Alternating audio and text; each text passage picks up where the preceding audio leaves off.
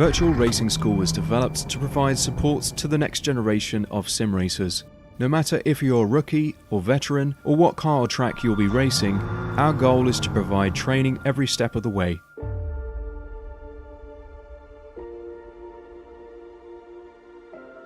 We found that iRacing can be quite difficult without proper training. there needed to be a way to prepare for on-track racing. With VRS, you can literally learn from the best sim racers in the world, including 4-time NASCAR iRacing World Champion Ray Alfalla. And Ray Alfalla is a 4-time champion of the NASCAR Peak Antifreeze iRacing Series. 3-time iRacing Grand Prix World Champion Martin Kroenke. Martin Kroenke becomes a 3-time world champion. Rallycross World Champion Mitchell de Jong. Mitchell de Jong is now champion for the iRacing Rallycross World Championship Series. And many other top sim racers. Data packs include everything you need to start learning. Our World Championship coaches create the data packs by setting a hot lap or a series of fast laps for you to compare, analyze, and replicate. Data packs also include a tutorial where the coach points out techniques they use to hit the fast lap. This gives you access to the latest driving techniques and setups before you even hit the track. Sign up for a free account and download the VRS telemetry logger. With this application running seamlessly in the background, your laps automatically start syncing to the VRS website. From there, you can analyze and compare 2 laps of your choice, whether it's your data, the coaches, or your teammates. VRS will automatically target improvement opportunities so you can get up to speed even faster. VRS also makes it easy for you to request and schedule one-on-one or group coaching sessions. These sessions can range from 30 to 90 minutes, and you can select the car, track, and setup combination of your choice. Visit virtualracingschool.com today to sign up and get started.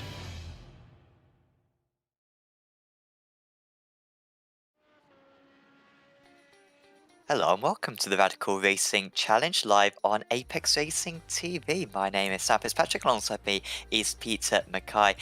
Mark Tranter operating the cameras tonight, and we're here for week 6 of this championship at the classic Zandvoort circuit. Peter, this is a real jewel in Europe, European racing. This place has barely changed over the past kind of 3 decades or so, and it will be quite a challenge for these drivers. The first proper old school circuit I think we've visited so far this season. It is indeed. It's an absolute pleasure to be here in week 6. We're at the halfway point already. How on earth did that happen? Goodness me. But yes, we're here at Zandvoort, one of, as you mentioned, the proper old school circuits. Not too much runoff anywhere, as you can see, for our drivers, and this is a circuit that's particularly dear to my heart. I used to spend a lot of time in this part of the world, in the Netherlands, and also my hero Jim Clark won here on 4 occasions and actually drove his first Grand Prix here as well, when he was actually meant to be an Aston Martin works driver in Grand Prix racing, but they were late and didn't turn up in time, so he signed for Lotus instead, and as they say, the rest is history. Absolutely. That's what year was that then? 1960. Right. Okay. You can tell I need my notes. Currently, we are in qualifying. We have got 3.5 more minutes left of qualifying, and then we will have the grid set for this round.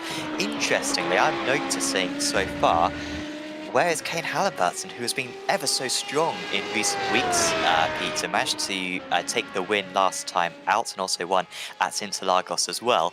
He's not here, and that does open up the opportunity for the others, particularly Pablo Lopez, who leads this championship as Erin Barber goes to the top.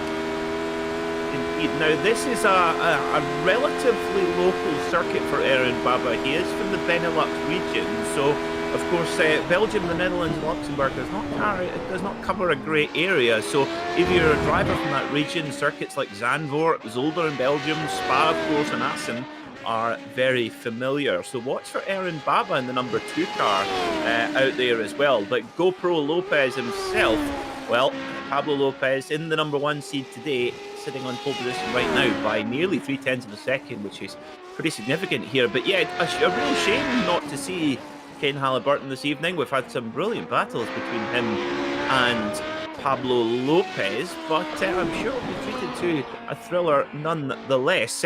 Perhaps Kane Halliburton putting in the final preparations for Daytona tomorrow.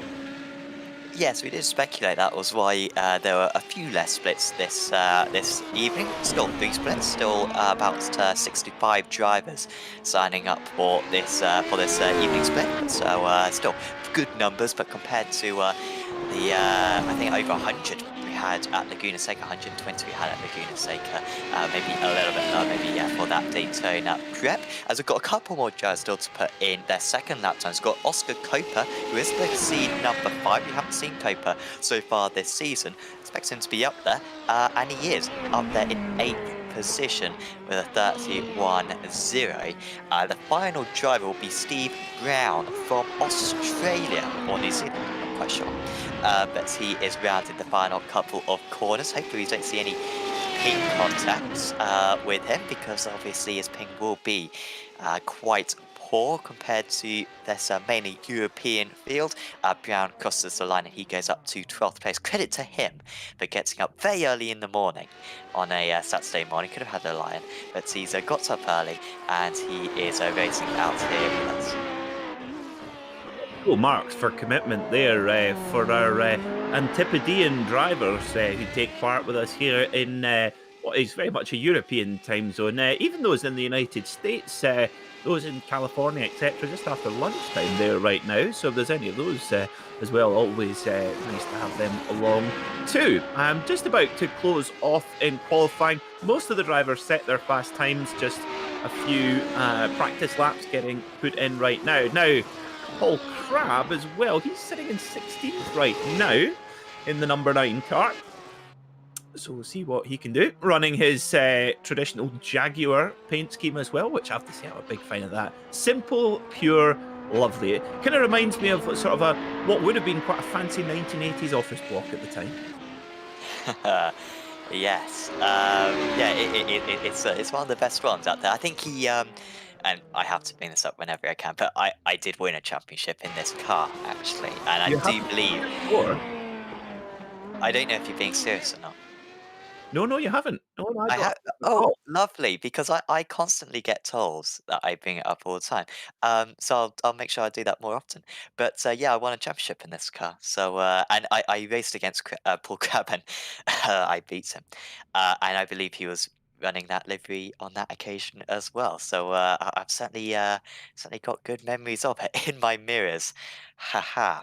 Anyway, Pablo Lopez doing me on pole position. Kike Ming lines up alongside quarter of a second, one of the biggest pole margins we've seen so far this season. Enan Baba lines up in 3rd. Then it's Joachim Benson, Simon Povey, good qualifying actually there for Povey. Cedric Krolich up there in 6th place. Then it's Michael Dragan, Oscar Coper, Andrea Fusini, and Michael Reinhardt running at the top 10. Then it is Andreas Friedrich, Steve Brown, John Aldridge, Eric Hanoi, Borja Zazo, Paul Crabb, Daniel Fadder, Sebastian Chevalier, Dennis Kyriakopoulos, Marcos Fernandez Doval, Fabio Ayalotti, and Ignacio Senor Sanchez running out the field. Quite a few new guys making their first appearance for this season.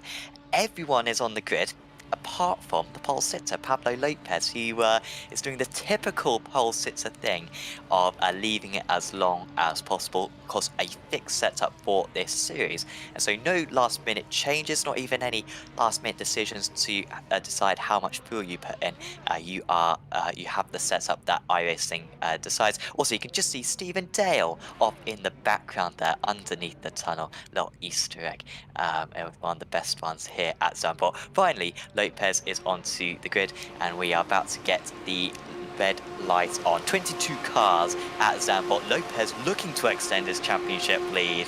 And the green flag is out here at Zandvoort. It's a good start for Lopez. They could start for Coper as well, just in the background, as the top 3 mainly stay in the same order. Baba looking to the inside of Ming, but he can't quite make it. Good start for Povey as well to get past Bengtson straight off the start. 2 wide from about 6th place down, but a nice start from the leaders, as we've got Reinhardt, Busini and Friedrich off the circuit, all going off around a very narrow part of the circuit. Wow. And then others getting involved behind. I was expecting a few more cars to get involved in that one, because once you go off there, you're bouncing straight back onto the circuit as we get a replay of how this one kicks off.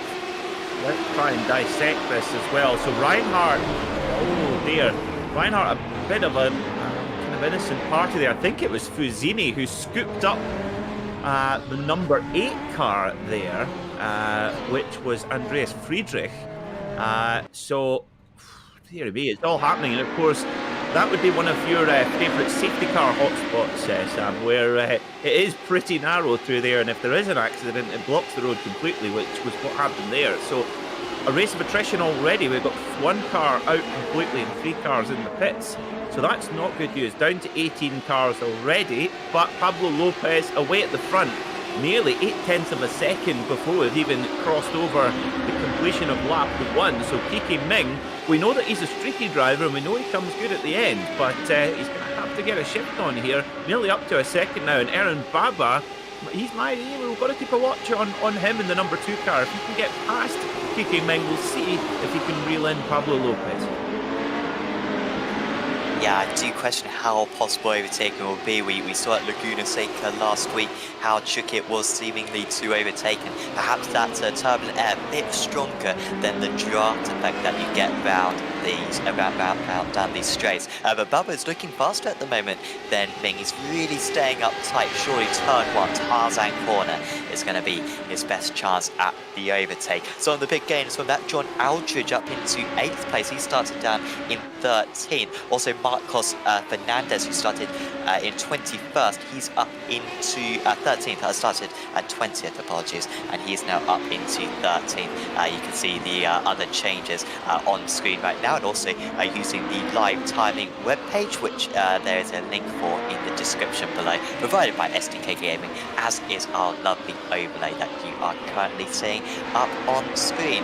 Paul Crabb, he must have somehow got through that. Well, he's got a bit of damage on the back of that Jag livery, albeit we constantly see drivers with damage on the back of their car, but he's one of the rear drivers who's kind of still running in this race. He is, yeah, you can see just a little bit of damage there, as you mentioned there, for Paul Crabb. I always wondered if this is Paul Crabb. It looks like he's in the middle of sort of late 1990s music video there, on a boat with one of those sort of Quicksilver bucket hats on as well. It looks like a very fancy boat that he's on. What is this? Maybe he gets off his boat and into his Jag. Perhaps so. Yeah, good shouts on that one. Yeah, living the life there, proper racing car driver. Maybe he bought it when he was just to cheer himself up after he lost to you in the championship that you won. Yeah, perhaps so. Let's say I bought 3 with the prize money. That's that I received that 100 quid that I got from it. Lovely. On the topic of profile picture, I've been saying this for a while this season, but Joachim Benson, what English footballer do you think Joachim looks like? Well, I was going to say Danish. I was going to say he looks more like Peter Schmeichel, or Peter Schmeichel's son. Okay, I was going to say a little bit of Gary Lineker in there, but I don't know if you agree. I can see that. Yeah, I can see that with some blonde hair dye. Yeah, absolutely. Sorry, Joachim. Yeah, sorry. But up there in 5th place. Up there in 5th place. It's doing him well. They're down 1 place though from his start, and starting to kind of have a feel of what the pace order is like up there. But just dropping off a little bit off Ming. He's had a much better lap, maintaining the gap to Lopez out in the lead. No pit stops, obviously, in this series, and so if you're going to get past, you've got to do it on circuit, and that's so far proving to be quite tricky after what we've seen so far this season, particularly at Spa and Phillip Island, where it was almost impossible to defend. Yes, exactly. Completely different setup here, really, at Zandvoort.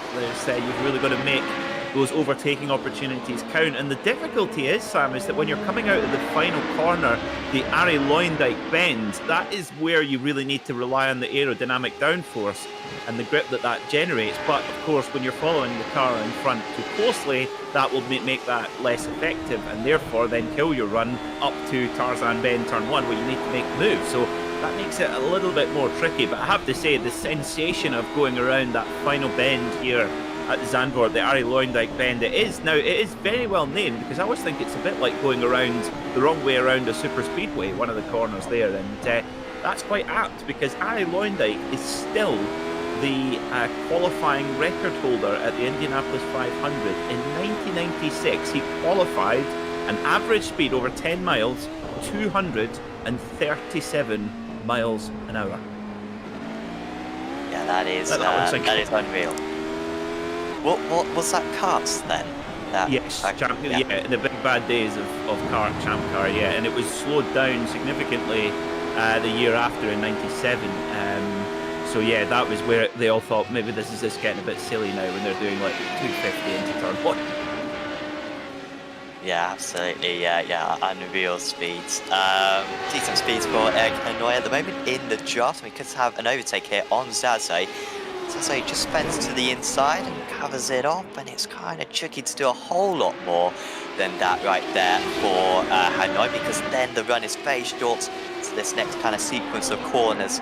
You got to be very cautious, of course.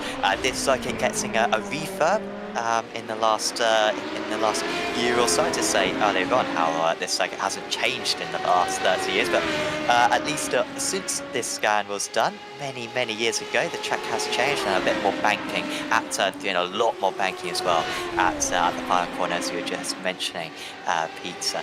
But this layout pretty classic, and certainly be overtaking slightly more tricky, albeit that final corner still easy flat out and still get a decent run down to turn 1. Hanoi trying to just stay close as possible, and you can go for an overtake here. Really wide turn-ins for each one of these corners, but he just isn't quite there, and yeah, he needs to be a bit closer than that going on to the pit straight in order to have a chance at him. Absolutely. I mean, the circuit does have a lot of heritage. You're right. It's now actually owned by Dutch royalty. It's owned by the Dutch Prince Bernhard van Oranje, or Bernard of Orange in English, if you wish. And he's put in quite a lot of money into developing. Jan Lammers involved as well. He actually lives not far away from the circuit, as does Jeroen Blekemolen, another brilliant Dutch Le Mans winner. But it was actually built during the Second World War. The Mayor Affen of Zandvoort, he actually told the Germans that they were building a road to parade on after the war, but actually they were building a racing circuit, and it was a way of keeping the local town people from being taken to a prisoner of war camp. That is very interesting. Yeah, that's a good one. That's a good one. Kike Ming is now within half a second of the race leader. He's keeping Lopez a lot more honest now. On that last lap, he was 0.2 of a second quicker. Baba as well coming with them. I will say, I've gone on a little bit about how I won the championship, how I won a championship. The BSR, the BSR Radical Winter Series Championship, for those who are interested. However, I did do a race earlier on this week. It didn't go well. I had the starts of dreams, 11th to 4th on the run to turn 1, and then I went off at about turn 6. So then dropped down, then had another couple of spins and lost about 50 on iRacing. So I think Baba was in that split, and I'm pretty sure he won and beat me by about a minute. So he is certainly far superior to I, and of course very high quality field out here in the Radical Racing Challenge. Some absolutely exceptional drivers who I'm sure could probably challenge for a pro license themselves. Mig just keeping Lopez honest, but I'm struggling to see an opportunity right now for Ming, to be honest, Peter. I just can't see where he's going to get past unless Lopez makes a mistake. Well, this is classic Kike Ming, isn't it? He just takes a little minute to get into his rhythm, but once he is in that rhythm, he's just as fast as anybody, and he managed to get his claws into Pablo Lopez over the last couple of laps, where I've been giving a history lesson and you've been basking in your incredible glory of the BSR Winter Series Challenge, and all the while he's just been sneaking up there. You think that particular paint scheme that he's got in the car is not exactly something you can sneak with. I do notice he's also got a Fernando Alonso replica helmet on as well, so supporting his countrymen, who will return to Formula One this year with the Alpine team, which is very cool. But Pablo Lopez, we know he's a really wily driver, isn't he? You get the impression, Sam, that he's fully in control of this situation. He won't be panicking, and he really is Mr. Radical on iRacing. I believe he even does the. Now, am I right in saying he does the setups for VRS? I believe so. I think he might actually do the iRacing. Wow. I'm not sure.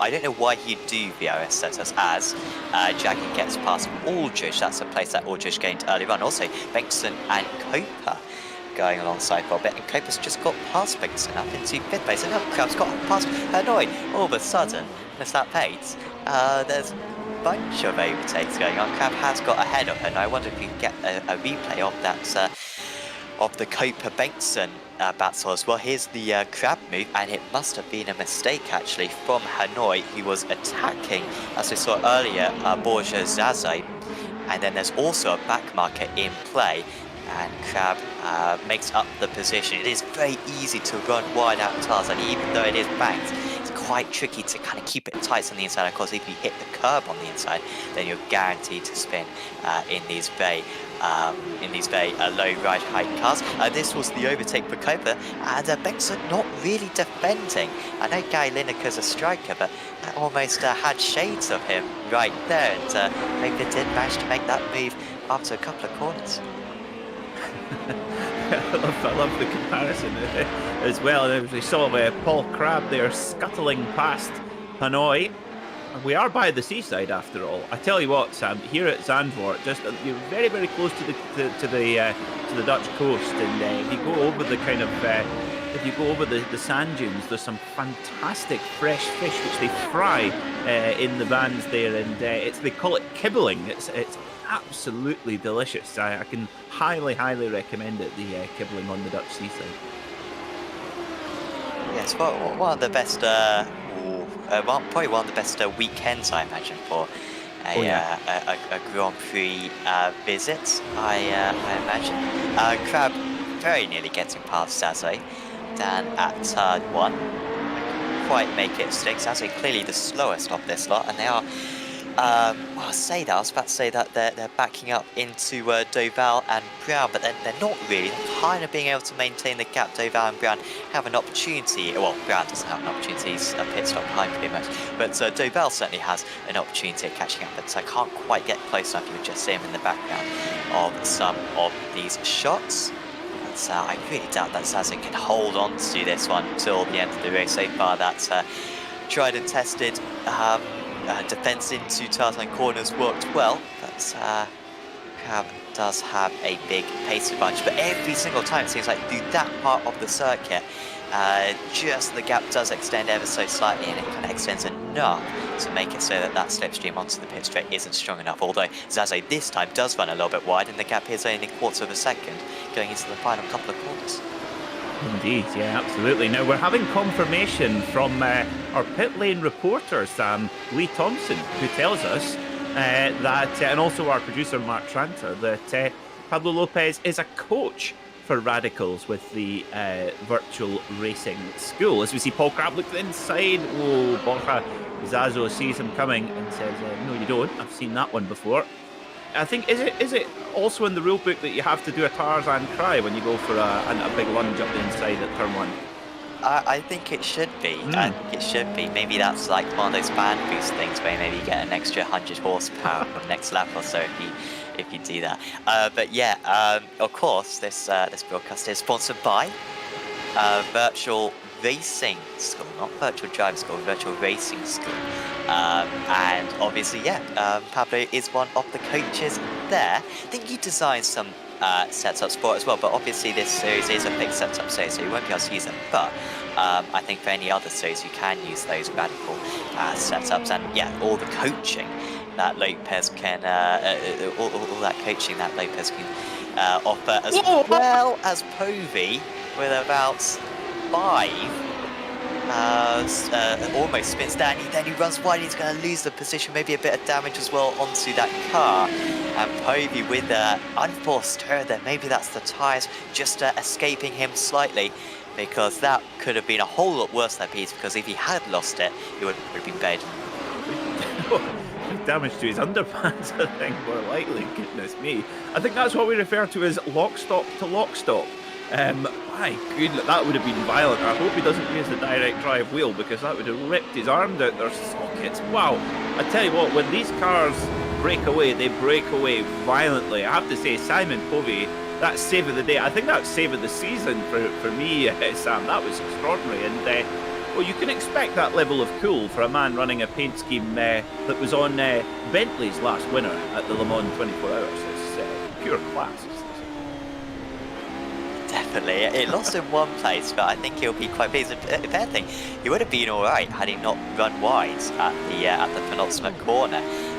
But as it was, maybe just overheating those tyres, and as he takes a little bit of grass as well.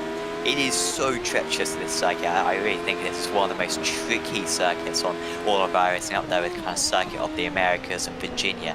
I think they're kind of the really tricky ones, but perhaps the most tricky circuit in Europe, this one, because like I said earlier on, the curbs are just vicious, and if you run wide here, then again you're guaranteed to spin, because it's just so kind of so steep, that gravel trap, and very easy to upset the car. And of course, if you do go into that gravel trap, you're probably going to mangle this radical as well, because it's so delicate that just running off the circuit can cause enough damage to rule you out for the rest of the race. So it is properly on tenterhooks, these guys. One mistake and chances are your race is going to be over. Crab though going for the move now, and finally Zazo not defending the inside enough, drives it in deep, but Crab will have that one in hand, and he had to work for it for a long time there, did Paul Crab, but that will be a satisfying move. He's back up into 10th place.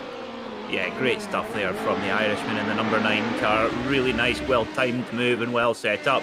Back at the front, things are heating up. Aaron Babas at the fastest lap of the race last time around, so a 1:30.2, quite a bit quicker than the two guys in front of him. And Kiki Ming is just about hanging on to the coattails of Pablo Lopez now. They're coming up to a little bit of lap traffic as well, so this could really shake things up as well. So if Aaron Braba can get through the lap traffic quicker than Pablo Lopez and Kiki Ming can, then we are game on. We've still got 5 laps to go here at Zandvoort, so about 7.5, 8 minutes or so. And you can see Pablo Lopez using every last bit of draft from the back marker as they come down into Tarzan Bend. Great respect there from the back marker there. I think that's Steve Brown, is it? Yep. Yes, it is. Yeah, and giving good respect there. Sorry, Andreas Frederick. My apologies. Very good manners there from Andreas. Yes.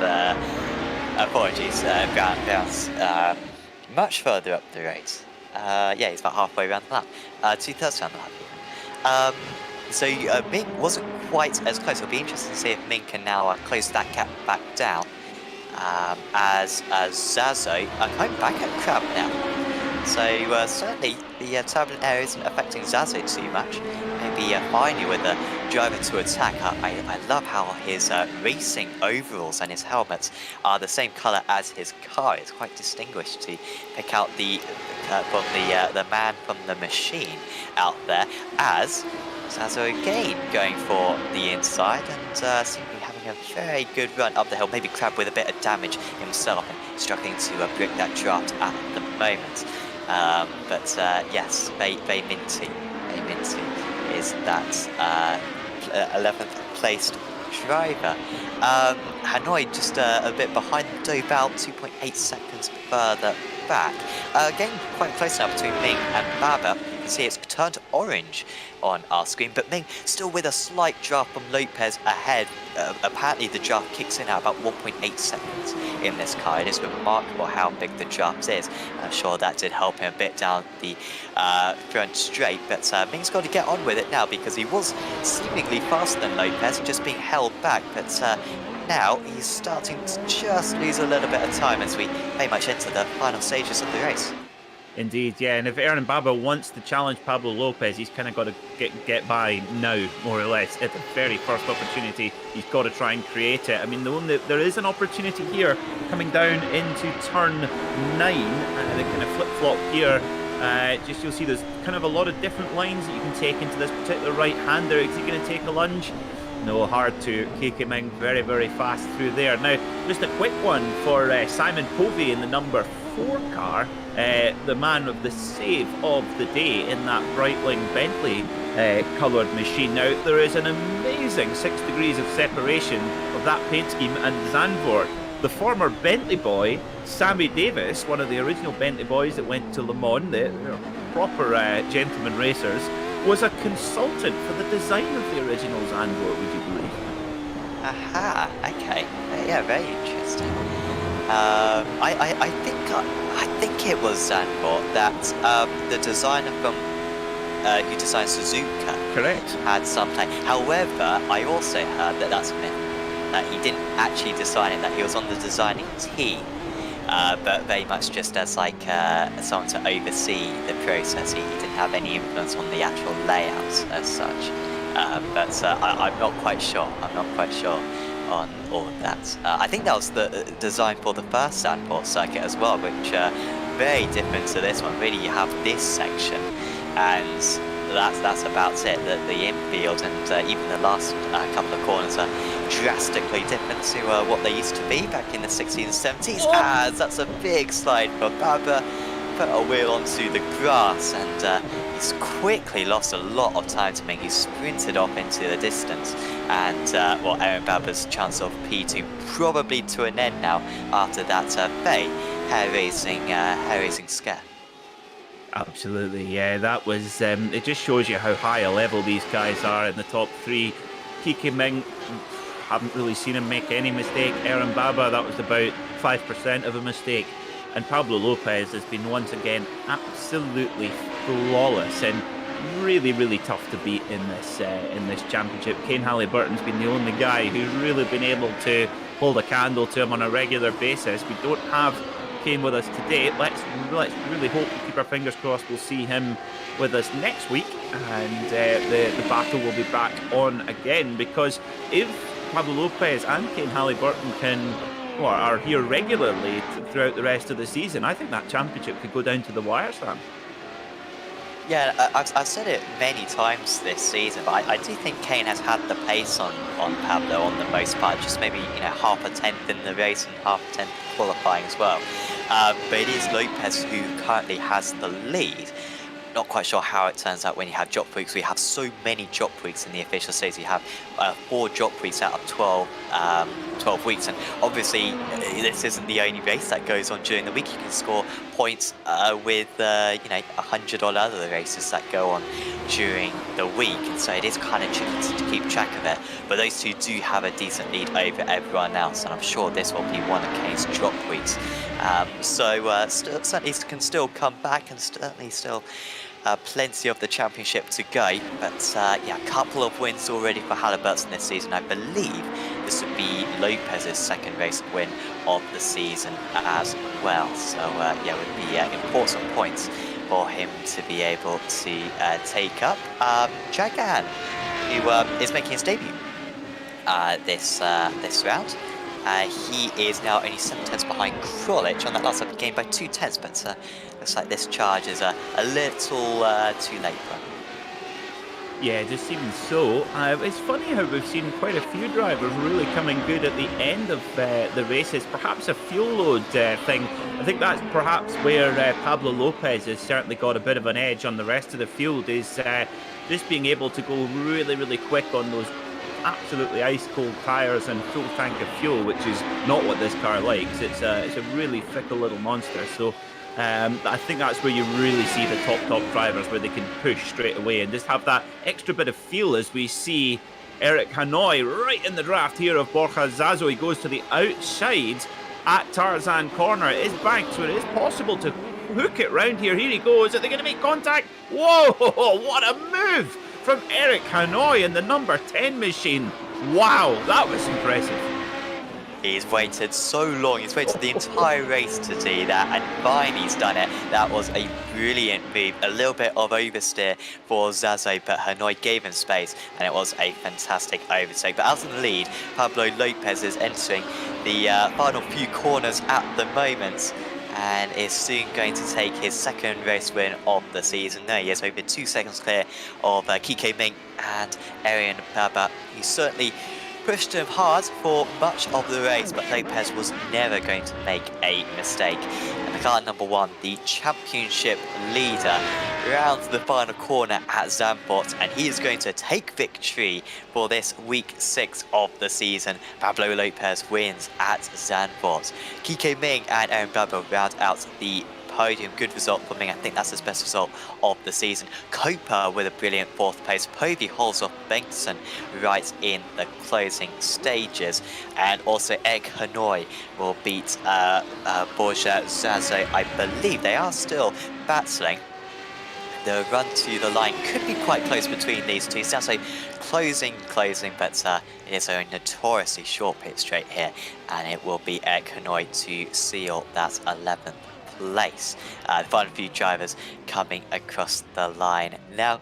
But Peter, I really like those races where it's tricky to pull off a move, particularly to drive as well, when you're, fighting behind a driver, just as Hanoi was to Zazo, and it takes you those 16 laps to line it up, and finally on the last attempt it works. It can be very satisfying out there. I think that was what the story of the race was. Indeed, yeah, I totally agree with you. It's great watching the top drivers mastering a challenge like Zandvoort, and I think that's one of the great things about sim racing and watching sim racing while competing as well, is that you can get a great understanding of what the drivers go through. You can fire up this circuit and this car and have a go and see the difficulties that they have, and that's something that you can't do in the real life motorsport. So yeah, very, very, very interesting to watch these drivers out here today at Zandvoort, and once again just a proper champions drive from Pablo Lopez under big pressure from Kike Ming and Aaron Baba. Yeah, it sure was. He takes the race win by 2 seconds ahead of Kike Ming and Aaron Baba. Oscar Copa, hopefully we see more of Oscar later on in the season. Maybe he just always races at Zandvoort. Maybe he just does all the Zandvoort races as a Dutch driver, and he just seeks them out for whatever series is there. But hopefully we see more of Oscar later on in the season. Simon Povey finishes in 5th place. Then it was Joachim Bengtson, which means that the top 6 seeds were in the top 6. In fact, the top 7 seeds were in the top 7. That is lovely to see. Michael Dragan finishes in 8th place. John Aldridge will gain a bunch of iRacing. Seed number 20, he finishes in 9th. Then it was Paul Crabb finishing in 10th. Eric Hanoi beat Borja Zazo, and probably the jewel of the race, 11th and 12th. Marcos Duval finishes in 13th. Then it was Steve Brown, Andres Friedrich, Fabio Ailotti, Sebastian Chevalier in 17th, Dennis Kyriakopoulos in 18th, Daniel Fada in 19th, there's Andrea Fusini, Michael Reinhardt and Ignacio Sanchez rounding out the 22 cars. Hopefully we'll have a couple of interviews with drivers. Just before that, big thanks to of course SDK Gaming and VRS, but also Apex Racing Academy for their support of this series and all of our Apex Racing TV broadcasts. Apex Racing Academy, the place to go to if you want setups for prototypes, rallycross cars, GTs and single-seaters. Some of the best coaches are on iRacing on there. Kevin Ellis Jr., for example, Peter Bayman, both World Championship drivers, designing setups and also giving you driving tutorials as well. You can have a breakdown lap which you can analyze. You can download the replay file, and of course setups for every week of the official series. So if you're looking to improve your driving, go to Apex Racing Academy very soon, and get a subscription for a bronze, silver or a gold membership, which more details on that on the Apex Racing Academy website. We're going to have a chat now with our race winner. It is Pablo Lopez who takes the race win here at Zandvoort. Congratulations, Pablo. First up, that qualifying lap, that looks very good. You. Thank you. It was really a nice lap. Still not my best on practice, but I think getting that lap on the second lap is not easy. So I am happy with that. Absolutely. And then when you're racing out there in the race, how hard are you pushing as the race leader? I mean, are you pushing at 100% to try to open up the gap, or were you just leaving a little bit of margin for error? Today was to be honest, these races in the Apex Racing TV time slot are you can't go lower than 100%. If you Yeah. go lower than, then you get cocked, and the people will attack you. And it shows that Kiki was really fast, and breaking into turn one, he was amazing. I was amazed about this. Yeah, Kike was absolutely super fast out there. Do you have any concerns with tires during the race? I mean, is there some kind of grip drop off by the end of the race? Yes, you get less traction. Exiting from the hairpins is difficult, but you get a little better entry and turning because the car sticks and is really reactive, but doesn't get sideways like in the cold tires lap 1 and 2. So it's better in the entry, but a little bit worse on the exits. Yes, very interesting to hear about the car performance. Congratulations, Pablo, on that race win. Is there anyone you'd like to give a shout out to? Yeah, for you guys, and also for my new teammate of Team Forcilla, Alex Palou, that will share the car with us tomorrow in the Daytona 24 hours, and we will race 3 cars in the team with the BMW M4 GT3, and I hope everyone have a good race as much as we want. Absolutely. Well, best of luck for that one, Pablo. Best of luck for Daytona, and best of luck for next week as well. Hope to see you there. Thank you. I will be here. Pablo Lopez, your race winner tonight. Peter, who would you like to have a chat with? Oh, good one. I think let's get Aaron Baba in because we haven't had him in our commentary box before. Aaron Baba, welcome to the Apex Racing TV commentary box. How was your day out at Zandvoort today? Oh man, racing with these guys is really crazy. The pace they do, it's you have to be on the limit, otherwise they're gone. But it's really a pleasure to race with Pablo and to race with Kike. Unfortunately, we had no Kane today. Kane was not here. But racing with these guys is I was keeping my position, planning the move on the last 2-3 laps. But unfortunately, I locked up one of the laps, lap 15, I think. And then Kike, he just got away, so I have to close the gap. But you really need to be careful when following because, it's a little bit dangerous with the radical. But anyway, it was really good race. I'm sweating. I'm going to need a shower after this. I can imagine. Now, of course, this circuit, Zandvoort, is in your general region of the world, in the Benelux region. Now, is it a circuit you've been to in person or even driven around? No, Zandvoort, no. Spa is one of my favorite tracks. Raced there also in real life. I know I'm really fast there. And then Zolder, of course, is my favorite, my number one track. But Zandvoort, I've never been there. I plan to be. This is really the first week that I raced here. I like the circuit, but it's really difficult to overtake, and you need to be really careful. I can imagine, yes. Spa and Zolder in particular, I have to say I agree with you on Zolder. It's a really cool, really old school circuit. Yeah. Zolder is close, but I know my way around that circuit, so it's going to be interesting for sure. But these guys, they're fast in every circuit, so next week is Road America, also a favorite circuit of mine, but with these guys, you need to keep up the pace. Oh, man. Well, good. There's always good drafting opportunities at Road America, so I'm sure you'll be there in the fight, Aaron. Aaron, before we let you go, who would you like to shout out to here on Apex Racing TV? Shout out to you guys. It's really fun to watch the stream after the race. It's really like your guys are professional with the streaming and everything. And shout out to the guys in the Radical community. They really know what they do, and they fight clear. And then to the top guys, with which I raced every week, it's always a pleasure. Well, it's our pleasure to call the action, and Aaron, looking forward to seeing you out there in action next week, and hopefully have a chat again very soon. Many thanks. Thank you, guys. Bye. And Baba, there, your third place finisher. We're also going to have a chat with our second place finisher. It's Kike Ming. Congratulations, Kike. By my reckoning, is that your best result of the season? Yeah, thanks you. Was really, really fun racing with this kind of monsters like Pablo and Erind. But the dirt here was the problem during the race. But quite happy because of this.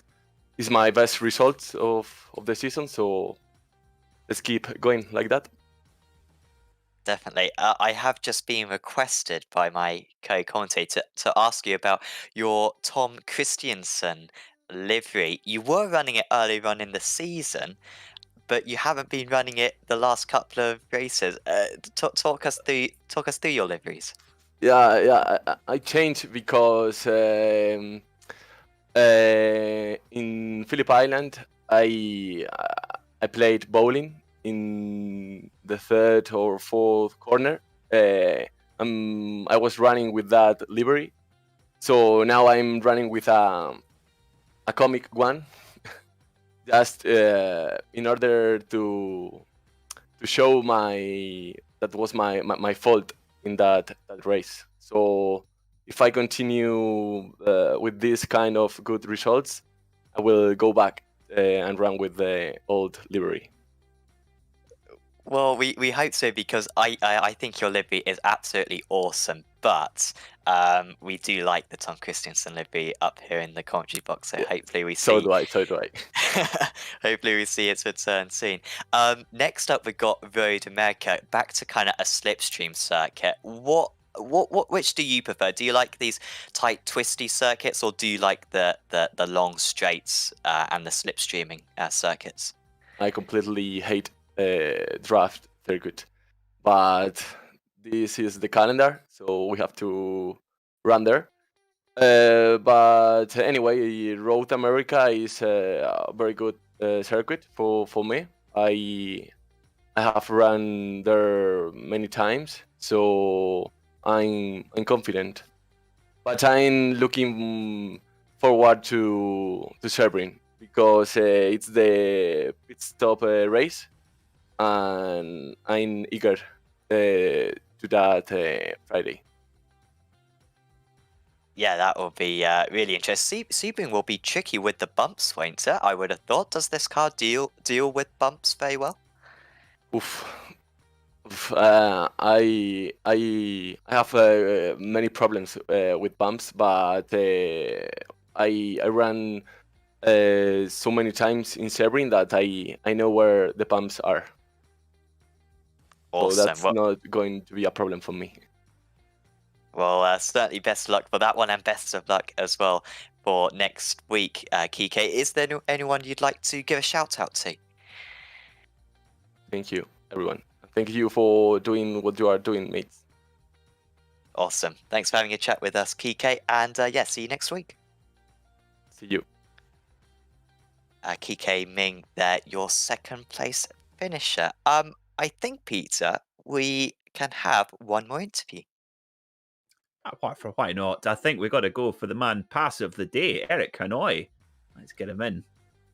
Eric, welcome to the Apex Racing TV commentary box. I'm going to start with the most important.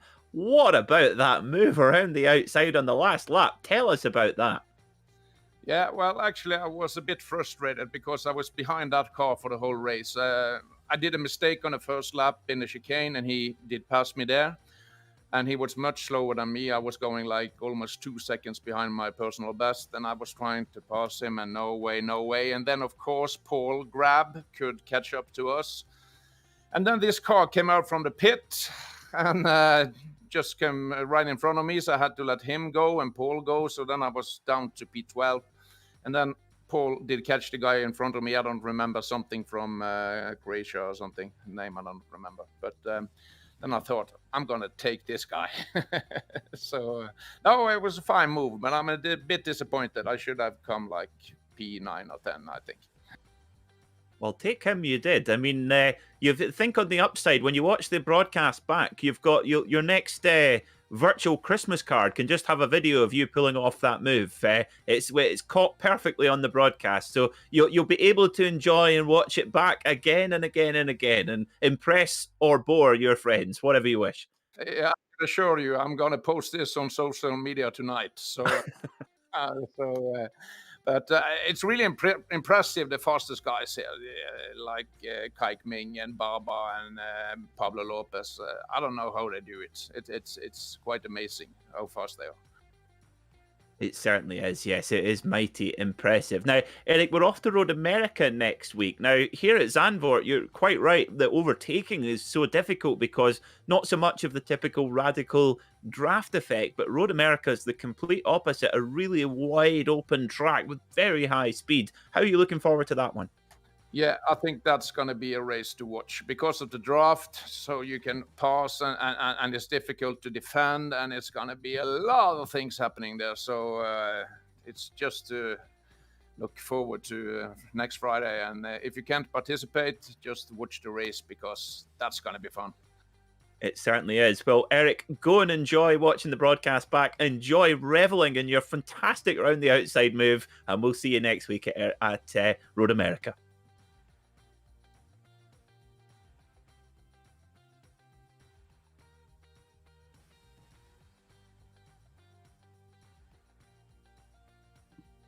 So that was a very well. I'm surprised. Slightly not quite as happy as we might have expected him to be, Sam.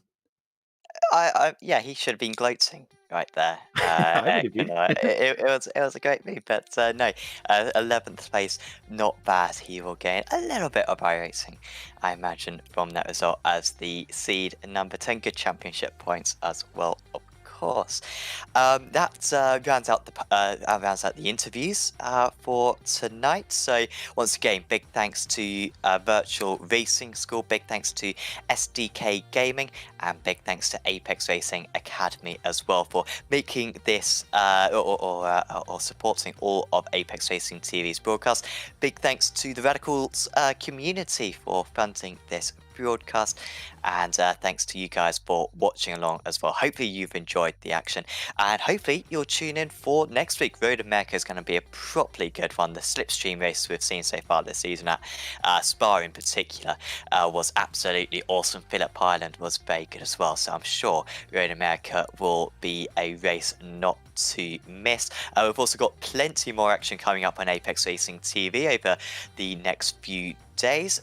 We got the IGP Fun, I believe, on Sunday. We've got the Formula 3.5 Championship tomorrow. We've also got the Formula 3 Championship on tomorrow.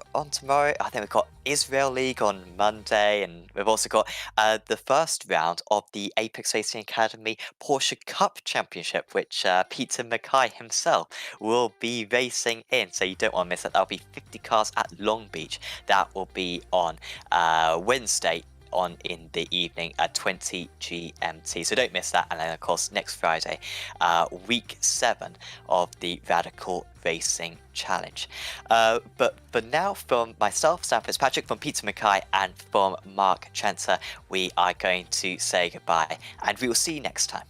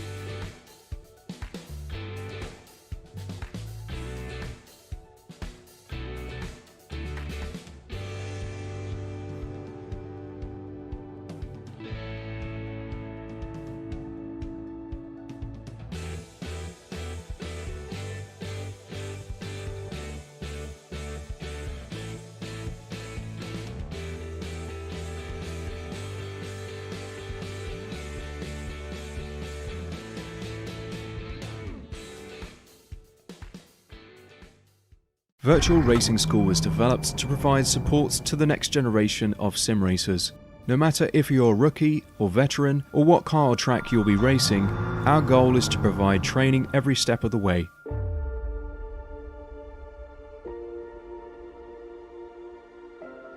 We found that iRacing can be quite difficult without proper training. There needed to be a way to prepare for on-track racing. With VRS, you can literally learn from the best sim racers in the world, including 4-time NASCAR iRacing World Champion Ray Alfala. And Ray Alfala is a 4-time champion of the NASCAR Peak Antifreeze iRacing Series. 3-time iRacing Grand Prix World Champion Martin Kroenke. Martin Kroenke becomes a 3-time world champion. Rallycross World Champion Mitchell de Jong. Mitchell de Jong is now champion for the iRacing Rallycross World Championship Series. And many other top sim racers. Data packs include everything you need to start learning. Our World Championship coaches create the data packs by setting a hot lap or a series of fast laps for you to compare, analyze, and replicate. Data packs also include a tutorial where the coach points out techniques they use to hit the fast lap. This gives you access to the latest driving techniques and setups before you even hit the track. Sign up for a free account and download the VRS telemetry logger. With this application running seamlessly in the background, your laps automatically start syncing to the VRS website. From there, you can analyze and compare 2 laps of your choice, whether it's your data, the coaches, or your teammates. VRS will automatically target improvement opportunities so you can get up to speed even faster. VRS also makes it easy for you to request and schedule one-on-one or group coaching sessions. These sessions can range from 30 to 90 minutes, and you can select the car, track, and setup combination of your choice. Visit virtualracingschool.com today to sign up and get started.